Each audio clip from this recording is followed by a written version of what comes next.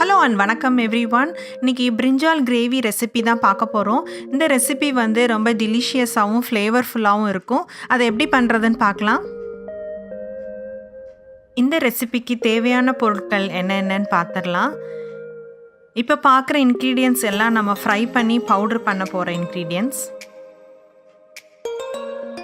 நான் வந்து 8 medium sized பிரிஞ்சால் எடுத்துருக்கிறேன். 2 தக்காளியும் ஹாஃப் ஆனியன் ஸ்லைஸ்ட் பண்ணி எடுத்துக்கணும்.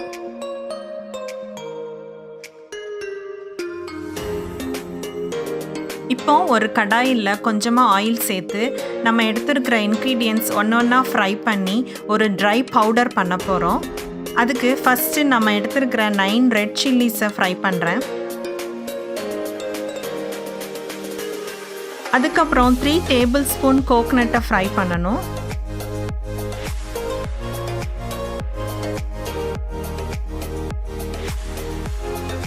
நெக்ஸ்ட்டு 4 டேபிள் ஸ்பூன் கொரியாண்டர் சீட்ஸையும் ஃப்ரை பண்ணி எடுத்துக்கணும்.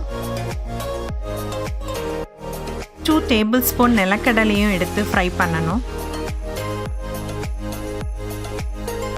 கடைசியாக 2 டேபிள் ஸ்பூன் எள்ளையும் எடுத்து ஃப்ரை பண்ணி எடுத்து வச்சுக்கோங்க. நாம் ஃப்ரை பண்ண ட்ரை இன்க்ரீடியன்ட்ஸை எல்லாத்தையும் கொஞ்ச நேரம் ஆற விட்டுட்டு அதுக்கப்புறம் ஒரு ட்ரை பவுடராக கிரைண்ட் பண்ணி எடுத்துக்கணும்.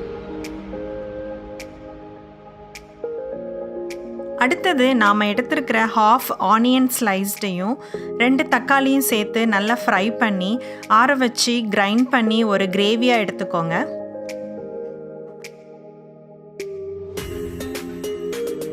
இதை கிரைண்ட் பண்ணும் போது தண்ணி சேர்க்காம கிரைண்ட் பண்ணி எடுத்துக்கோங்க.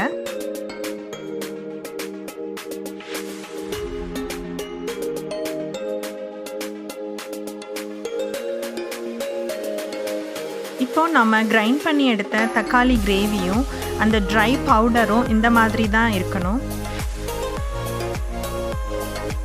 இப்போ நம்ம கத்திரிக்காயில் அந்த ட்ரை பண்ண பவுடரை எப்படி ஸ்டஃப் பண்ணுறதுன்னு காட்டுறேன். ஃபஸ்ட்டு கத்திரிக்காயில் உள்ள அந்த ஸ்டெம்மை ரிமூவ் பண்ணிடுங்க. அதுக்கப்புறம் அதை வந்து ஒரு 4 ஸ்லைசஸ், அதாவது 3/4 கட் பண்ணுற மாதிரி எடுத்துக்கோங்க. அப்புறம் அதை வைடாக ஓப்பன் பண்ணி நம்ம கிரைண்ட் பண்ண அந்த ட்ரை பவுடரை வந்து உள்ளே ஸ்டஃப் பண்ணிடுங்க.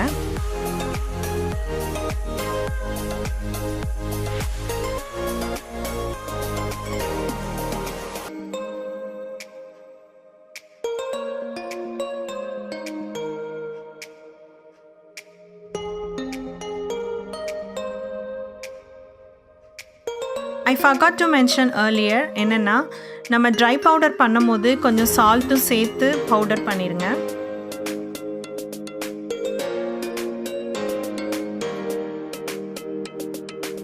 இந்த மாதிரி நம்ம எடுத்துருக்கிற எல்லா பிரிஞ்சாலையும் ஸ்டஃப் பண்ணி எடுத்துக்கோங்க.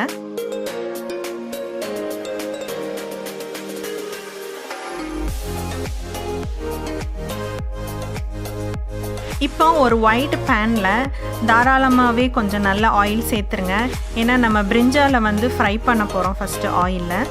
ஸோ அதனால் கொஞ்சம் ஆயில் நிறையா சேர்த்து நம்ம ஸ்டஃப் பண்ண பிரிஞ்சாலை எல்லாத்தையும் ஒன்று ஒன்றா அந்த பேனில் சேர்த்துருங்க.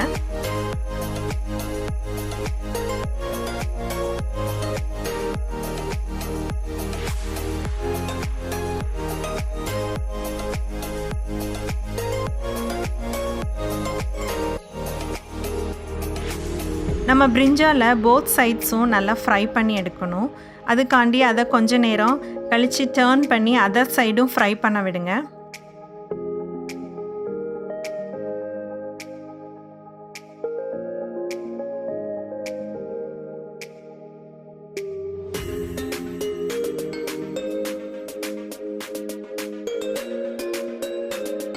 இப்போ ஒரு லிட்டை வச்சு க்ளோஸ் பண்ணி 5 to 10 minutes குக் பண்ணணும்.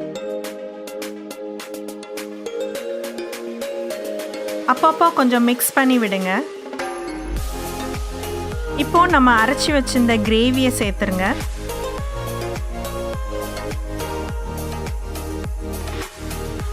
கிரேவி வந்து நம்ம தண்ணி ஊற்றாமல் அரைச்சிருக்கிறோம். அதனால் இப்போ தேவைப்பட்டால் கொஞ்சம் தண்ணி சேர்த்துக்கலாம். அதுக்கப்புறம் மீதி இருக்கிற பவுடரை ஒரு 3 to 4 ஸ்பூன்ஸ் மேலே கொஞ்சம் ஸ்ப்ரிங்கிள் பண்ணி விடுங்க. இப்போ நீங்கள் கொஞ்சம் டேஸ்ட் பண்ணி பார்த்துக்கலாம். ஏன்னா நம்ம பவுடர்லேயும் கொஞ்சம் சால்ட்டு சேர்த்து அரைச்சிருக்கிறோம். இப்போவும் நீங்கள் பார்த்துட்டு தேவைப்பட்டால் கொஞ்சம் சால்ட்டும் இந்த டைமில் ஆட் பண்ணிடுங்க.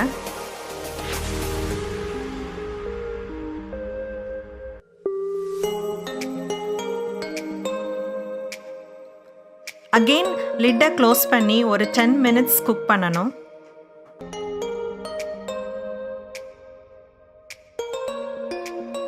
இப்போ நம்ம பிரிஞ்சால் கிரேவி ரெடி ஆயாச்சு.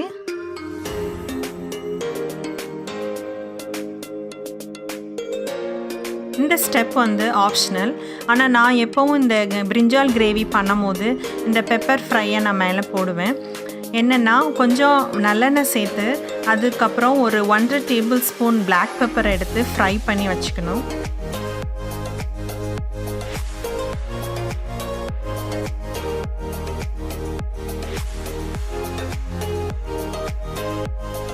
இப்போ நம்ம சர்வ் பண்ணுறதுக்கு முன்னாடி நம்ம ஆல்ரெடி பண்ணி வச்சுருந்த அந்த பிளாக் பெப்பர் ஃப்ரையை மேலே சேர்த்துடலாம்.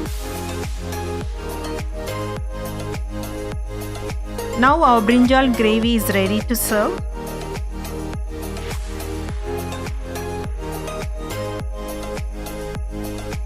This brinjal gravy goes well with chapati, pulao or simple white rice. I hope you enjoyed it. Thanks for watching and I'll see you next time.